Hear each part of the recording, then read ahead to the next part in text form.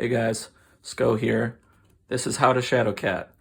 I decided I would make a really quick video, hopefully to explain some of the intricacies of how this character works, because a lot of people are asking questions about how she works, or maybe not seeing the results that some of us are talking about when we describe her as being a really strong character.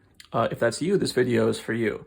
And don't feel bad about that, because she is a little more complicated than usual, probably because her whole deal revolves heavily around defending, which is some of the most complicated parts of Marvel Champions rules in the first place. So we're going to talk about the form upgrade is the key to Shadowcat, especially the phased side and this sentence here. While Shadowcat is defending, she cannot take damage. That sentence is broken. So the key to getting a ton of mileage out of Shadowcat is maximizing the fact that we can block infinite damage if we are defending while in phased. So basically the bottom line is, if you can spend your turn attacking and end your turn in phased, then during the villain's turn, they're going to attack you. You could basic defend and you'll take no damage from that attack.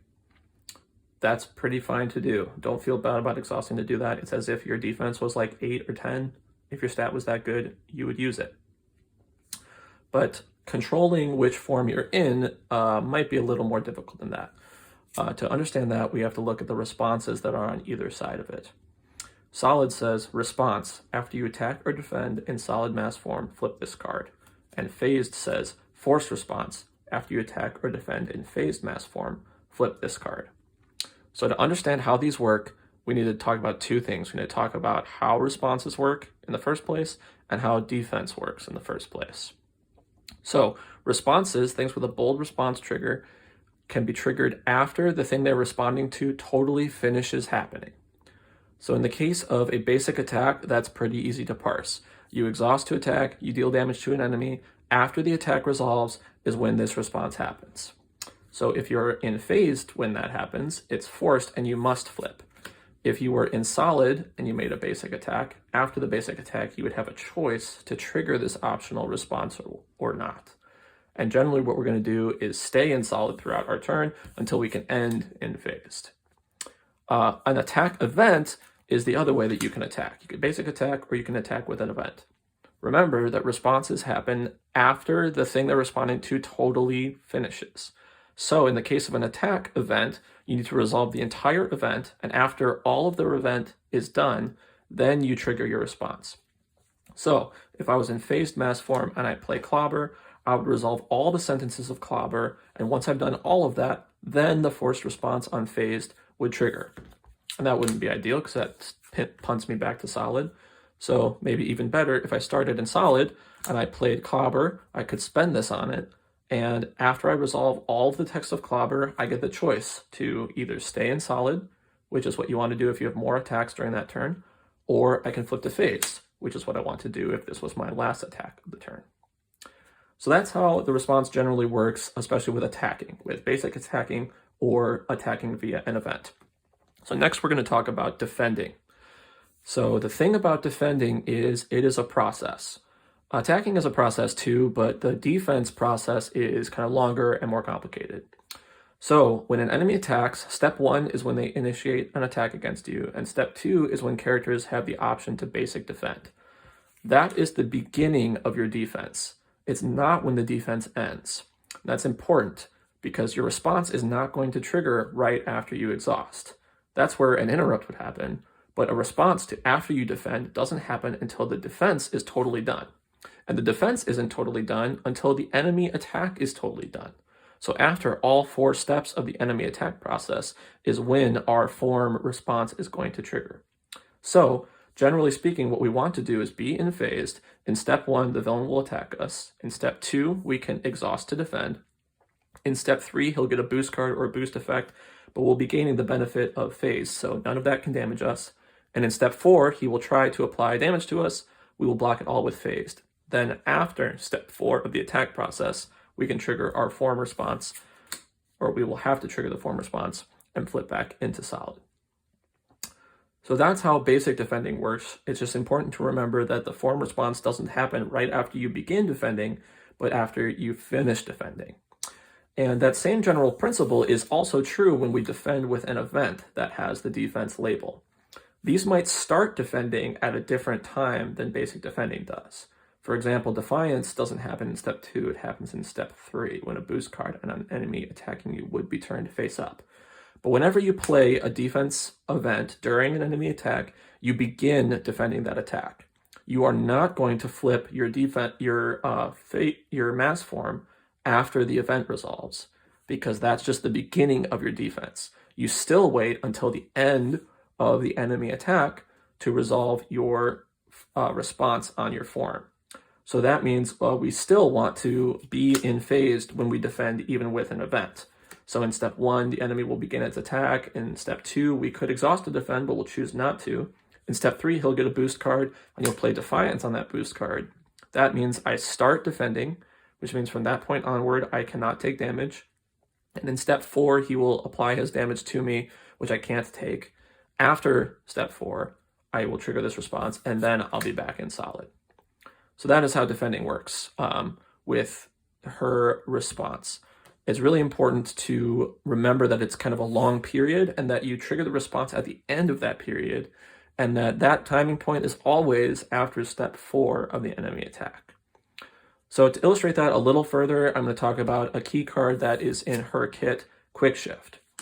Quick Shift is a defense event, and its timing trigger is when an enemy attacks, it interrupts that. So this happens during step 1 of an enemy attack. That's even earlier than people can normally exhaust to defend.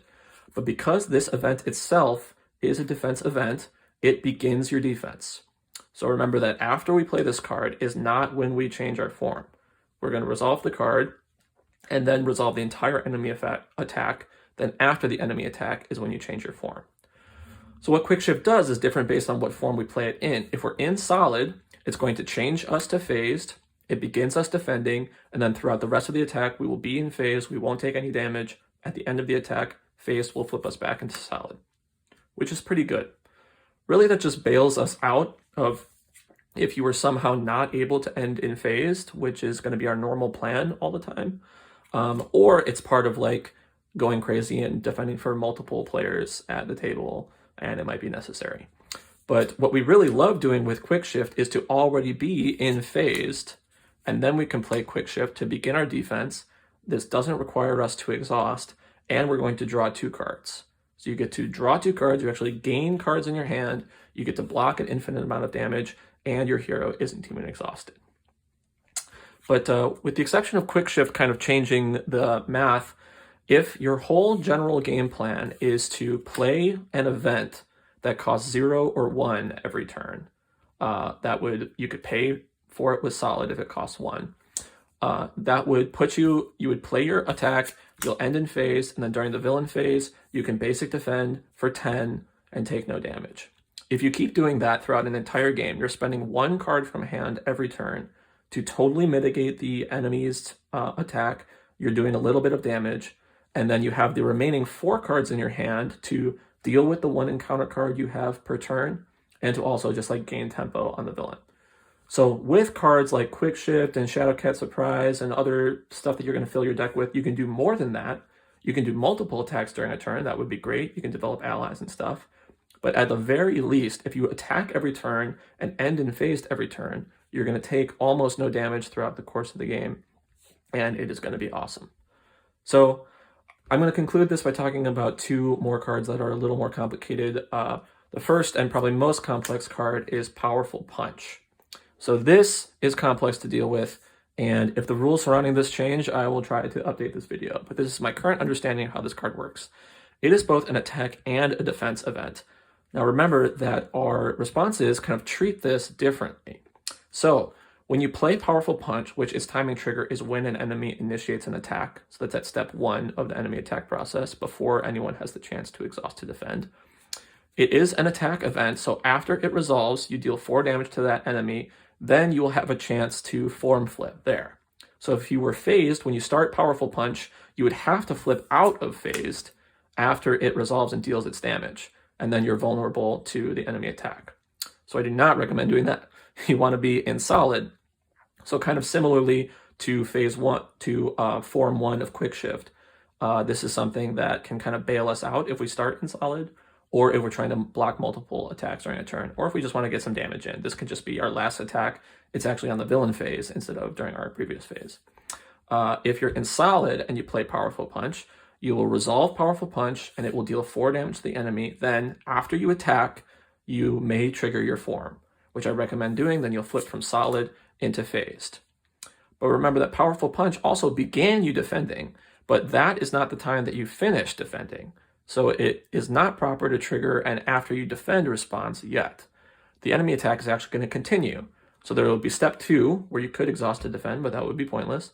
Step 3, it'll get a boost card. Step 4, it will try to do damage to you. And then after step 4, when you take no damage, then your form will trigger and it will put you back into solid. So hopefully that is clear. This card is super funky. And if we understand it differently, I will put an update on this video. Also, last thing as a very quick note, Mutant Protectors is a card that has the defense label. However, at the time that you would be able to trigger your defense, your response to defending, in the case of Mutant Protectors, your identity is no longer defending, so these responses are not valid. So this is a nombo, flipping your forms. Don't use it, it doesn't make you the defender. I mean, play it if you think it's cool, but it doesn't help a Shadowcat. Hope that was helpful to you guys. Thank you for hanging out with me. Enjoy Mutant Genesis. Peace.